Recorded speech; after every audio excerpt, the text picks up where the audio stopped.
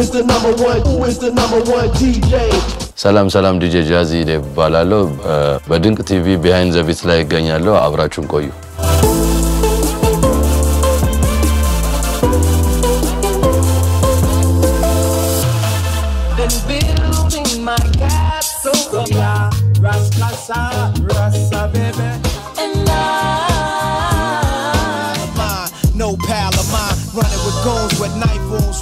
ፊንላንድ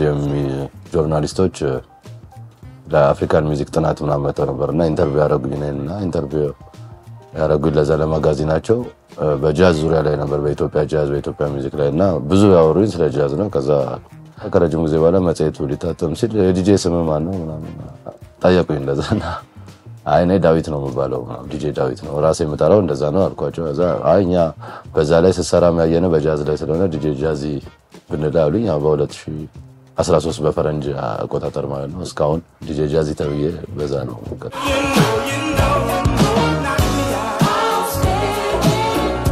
መጀመሪያ እንግዲህ ወደ ፓስተር መዳለም አካባቢ እዛ በሚሽን ማሳደጊያ ውስጥ ነበርኩኝና ከትምህርት ቤት መልስ እዛ ቪዲዮዎች ይከፈቱልን ነበር የኛ ታላላቆች ቪዲዮዎች ይከፍታሉና እዛ ላይ ክሊፖች ምናምን ሳይ ያው በዛ ወቅት በፈረንጆቹ 80ዎቹ መጨረሻ ላይ የመጡ ራፐሮች እንደ የተለያዩ ክሊፖች አይ ነበርና እዛ ላይ እኔ ዲጄዎቹን ሳይ ደስ ይለኝ ነበር በጣም እና እንደነሱ ለመሆን አለብኝ የሚል ፍላጎቱ ነበር ከዛ በኋላ ነው እንደውም ከዲጄ በፊት ያው ስዕል ነበር ሌላ መሰራ ነበር እንደዚህ ሞዴ ነበር ሁለቱን አንድ ላይ ነበር ማስኬደው ከዛ በኢትዮጵያ 95 ክረምት ላይ እንደዚህ ዲጄነት ጀመርኩ The horror be when I return for my real people words of split wigs hitting like some double desert eagles እኔ ለየት ትንሽ ያረጋኛል ብዬ ነው ማስበው የጃዝ ዲጄ ነኝ ለብዙ አመት የሰራሁት በጃዝ ላይ ነው እስከ ማጥናት ደረጃ ድረስ ማለት ለግሌ ለጠቅላላ ዕውቀት ብዙ አመት እና ወደ አይ ቲንክ ከ10 አመት 13 አመት ገደማውን የጃዝ ዲጄ ሆኜ ነው የሰራሁት እና እሱ አንደኛው ፓርት ላይ ያረጋኛል ሁለተኛው ሸክላ ተርንቴብሊዝም ያ በውጭ ሀገር ካሉት የዲጄ ዓለም ላይ ያሉ ትላልቅ ዲጄዎችን በማየት አቃኔም ያዛ ኮሚኒቲ ውስጥ መግባት አለብኝ በማለት ለረጅም አመት በ17 አመት ገደማ አይ ቲንክ ኢትዮጵያ ውስጥ ብቸኛ ነኝ ብዬ አስባለሁ በዛ ስታይል ምሰራ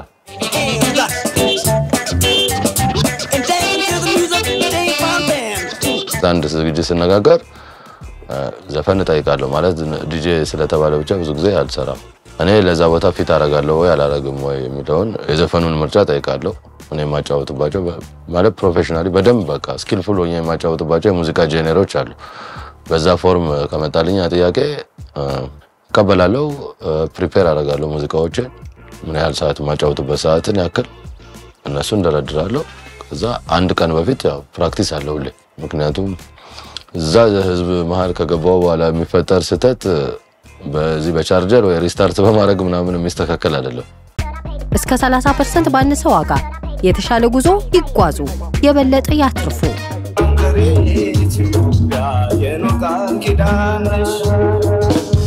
ጋጀቴ ብዙ ነው እንደዚህ ወደ ዲጄ ወደ አንድ ቦታ ኖርማሊ ጀስት ፕሮፌሽናል ዲጄ ስሙ ራሱ የመጣ ዲስክ ጆኪ ከሚለው ነው እኔ በቃ ለምን ኦሪጂናል ራሱን ነው መሆን አለብኝ አይዲያ የኔ የግል ግን አሁን የመጣ አለ አሁን እኔ በተርንቴብልን ባጫውት ከኮምፒውተር ጋር መጠቀማቸው አሉ ምክንያቱም አሁን የቅርብ ጊዜ ዘፈኖች ለምሳሌ እነ ቴዲ አፍሮ እነ ሮፍናን እነ ያማ ምናምን ብትል ሸክላ የላቸው ግን እኔ በሸክላ አጫውታለሁ አሁን የመጣ ቴክኖሎጂ ያለ ያ የዲጂታሉን ዘፈን በሸክላው ሳውንድ እና የሸክላውን ፍሌቨር አድርጎ እንዲያወጣ ያለ ቴክኖሎጂ አለ እንጂ በድሮ ጊዜ የነበሩ ዲጄዎች አሁን የራፕ ዲጄ አንድ ቦታ ለአንድ ሰዓት ለማጫወት 60-70 ሸክላ በሆነ ትልቅ ካሬት ነው የሚባለው ለስላሳ ሳጥን አይነት መያዣ በዛ ሙሉ ተሸክሞ ነበር የሚሄደው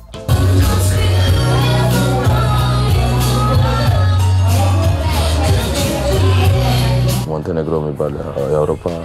ፌስቲቫል ኮንሰርቶች እዛ ሞንቴኔግሮ ወደ 6 ጊዜ አቅርቤያለሁ ክሮሺያ እንደዚህ ስሎቫኪያ የተለያዩ እንደዚህ ሀገሮች ላይ እና እነሱ እዛ አይ ቲንክ ሞንቴኔግሮ በጣም ብዙ የወሰድኩት ሞንቴኔግሮ ላይ የአምባዋ ሳጥን አይነት ሁለት ከእንትን አሁን ተርንቴብል አይ ቲንክ ታቀውታላችሁ 30 ምናምን ኪሎ ነው አንዱ እና ሁለት ተርንቴብል አለ ሚክሰር አለኝ የሚክሰሩ የራሱ ኪሎ አለ ባግ የሚይዘው አለ ከዛ ውጪ ሁለት የአምባዋ ሳጥን ሙሉ ሸክላ እንትን በጣም ብዙ ነው በጣም ሄቪ ነው ከባድ ነው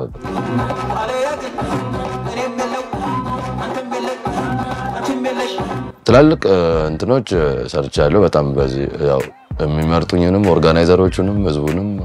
ፈጣሪንም አመሰግናለሁ በዚህ ምክንያቱም ትላልቅ እንትኖች ሰርቻለሁ አሁንም እየሰራው ነው ዝግጅቶች ያው እንግዲህ የመጀመሪያው እንትኔ ጃዛምባ ይባላል የራሱ ትምህርት ቤት ነበር አሁን ምናያቸው ብዙ አርቲስቶች ጃኖ ባንድ አርቲስቶች የተለያዩ ሙዚቀኞች የተማሩበት ሙዚቃን በደንብ እንደመረምር እና እንዳ በቃ በተለይ ስፔሻሊ ጃዝ ላይ በደንብ እንዳጠና ያረገኝ ቦታ እሱ ነው በመቀጠል እንደዛው ከ2011 12 13 ድረስ ከዛ 2 አመት ዘልዬ ደግሞ አሁን ደግሞ ድጋሚ ተመልሻለሁ የድሮ ስሙ ሰላም ፌስቲቫል ሰላም ወርልድ ሚውዚክ ፌስቲቫል ነው የሚባለው ይሄ ደግሞ በጣም ትላልቅ አርቲስቶች ከተለያየ ዓለም ይመጡበት አሁን አልፋ ብሉንዲ እና ሀቢብ ኮቴ ተለያየ የአፍሪካን አርቲስቶች ዌስት አፍሪካን እነዚህ ዓለም ላይ የሚታወቁ ትላልቅ አርቲስቶች የሚገኙበት ፌስቲቫል ነው እዛ ላይም ለብዙ አመት ዲጄ ወዳ ሰርቻለሁ ቦይለር ሩም እንግዲህ ዓለም ላይ ወደ 4.7 ሚሊዮን ተከታይ ያለው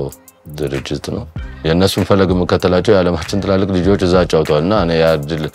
ገና ነኝ ለዛ ብዬ አስብ ነበር ያው ያድል እዚህ መጥቶ ቦይለር ሩም ላይ አጫውቻለሁ በጣም ብዙ ተቀባይነት አግኝቻለሁ ስትሪክትሊ ሶል የሚባል አፍሪካን እንደዚህ ሙሉ ቱር የሚያደርግ የሶል እና R&B ሚውዚክ እንትን በዛ ላይ ኦልድ ስኩል እንዳጫውት መክፈቻውን ሰርቻለሁ እሱም በጣም ጥሩ ነበር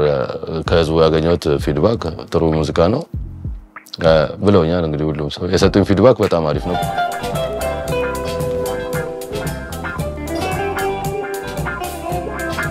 አሁን ያሉ ወጣት አርቲስቶች ያው ብዙ ስራ ነው የሚሰሩት በጣም ብዙ ቶሎ ብዙ አርቲስቶች ነው የሚወጡት ግን ለሀገር አርቲስቶችም ሆነ ሚዲያው ስላሉ ሰው ለሁሉም እንደ አስተያየት የምናገረው ውጭ ሀገር ስቲል እስካሁን ድረስ ሸክላ ይታተማል አሁን የሚወጡ ራፐሮች ሸክላ ያሳተማሉ ሲዲ ያሳተማሉ ምክንያቱም እኛ ጋር የምትኖሩት እናንተ አርቲስቶቻችን አየር ላይ ናቸው አሁን ያላችሁት ዩቲዩብ ላይ ምናምን ሲሆን ማለት ሶ በአይኔ ምንስ ያው ምንም ሁሌ ጥሩ ነገር ነው የምንመኘው ግን ያ ኢንተርኔት ምናምን ቢቋረጥ በሆነ ሲስተም ማን አንተ አይደንቲቲ አይኖርህም እኔ ዘፋኝ ነበርኩኝ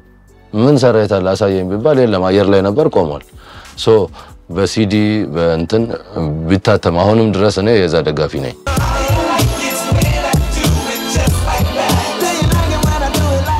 ኮሌክተር ነኝ ብዙ አይነት ሪካርዲንጎች በተለይ ስፔሻሊ እነዚህ በሃርድ ያሉ ሪካርዲንጎች ሁሉም አይነት ሰበስባለሁ አለኝም በሪል ቱ ሪል የምጠቀልለው በቴፕ ካሴትም በሸክላ አለኝ እንደውም አንድ ሾው አስባለሁ አሁን በቅርቡ በካሴት ለማጫወት ድሮ የካሴት ዲጄ እንደነበሩ ያው በታሪክ ሰምቻ እኔ እንኳን ሲዲ ላይ ነው የደረስኩት እኔ ሲዲ ዲጄ ነበርኩ የካሴቱን ግን ሰማ ስለነበር ያንን ለነሱ ትሪቢዩት አይነት ነገር በካሴት ሾው አሁን አቀርባለሁ ብዬ አስቤያለሁ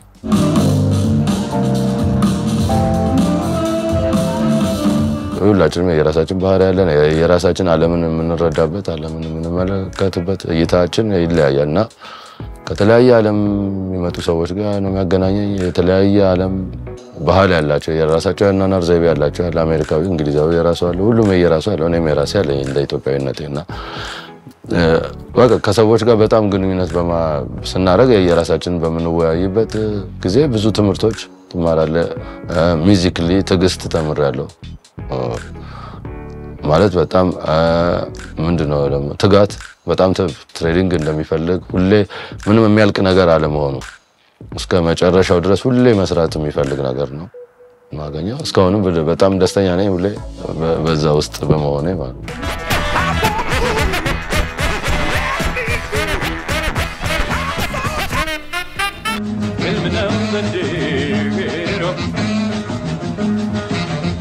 በድንቅ ቲቪ ቢሃይንድ ዘ ቢት ላይ የነበረን ቆይታ ይሄንን ይመስል ነበር ዝግጅታችንን አብራችሁ ስለተከታተላችሁ ከልብ እናመሰግናለን